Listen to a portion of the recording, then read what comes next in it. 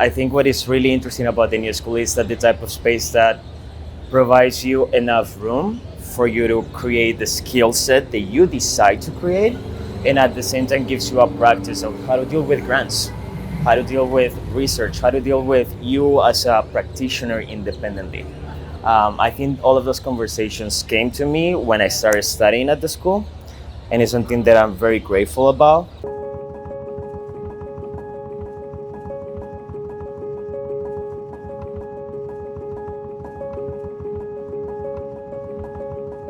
I work for a company called Eline Media.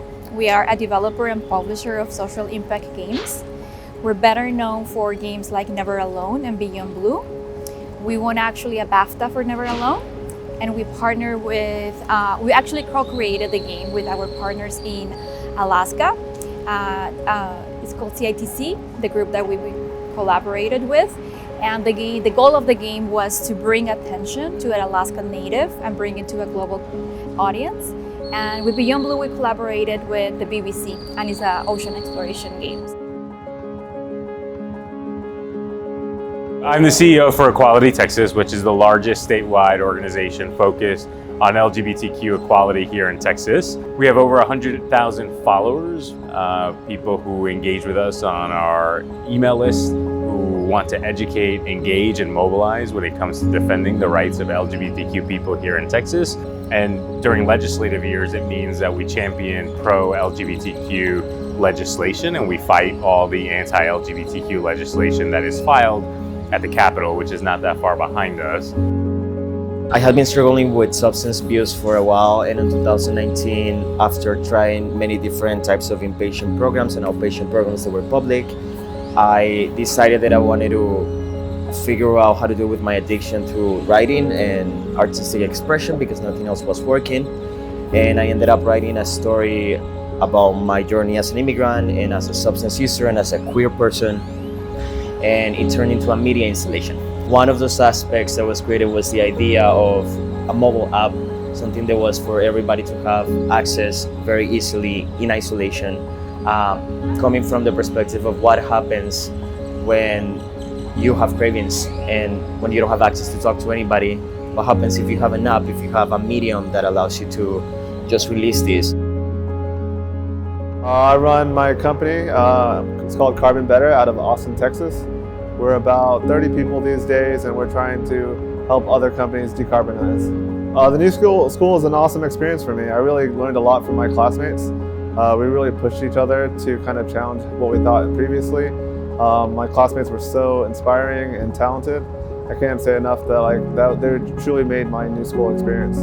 I had an incredible teacher, Professor Karen Merson, and one of the things that she gave us as part of our project was we, as a class, had a client. And I remember that project being about how people understand and perceive the difference between palliative care and end-of-life care. And I think what that set me up for is to be able to articulate messages that resonate with people, right? So now a lot of the work that I do is educating people about LGBTQ issues, people that may not necessarily know that there's an issue, right? If you ask most Texans, they will tell you that they believe that we have non-discrimination protections here in Texas for LGBTQ people, and that's simply not true. And so what we end up having to do is educating people that, hey, there's a real gap in the rights that we have or don't have here in Texas as LGBTQ people, and we have to fight together to make it happen. So gaming was not a thing in Colombia in 2006 when I moved to New York, and it was just a new area that I just fell in love with. So I have to say that that was the thing that the new school and Parson brought, just getting immersed in an industry that otherwise I could have never been immersed into. Making games, good games, is hard, but it's absolutely extremely rewarding. I think New York has a very good network, so I would say take advantage of that. Go to local meetups and network. Use your teachers. In Parsons, I have to credit my first job as an intern was because of a teacher that I had. I believe that at the end we're here to become a little piece of a big extension of our community of human beings living in this planet. And if we're able to truly project our minds and our ability to form and to create into this world for everybody else, then we're not only creating something for ourselves, but we're creating something that allows others to come in and to work with us together. Yeah, trying to change the world is truly like one of the most difficult things I could have possibly tried to do. But what we really try to focus on, and I think what might help, is incremental change, and everything adds up. And if we look at the big thing, like, it can get really overwhelming. So we really try to take a mental health approach of like one thing at a time, and I think that's going to make the difference.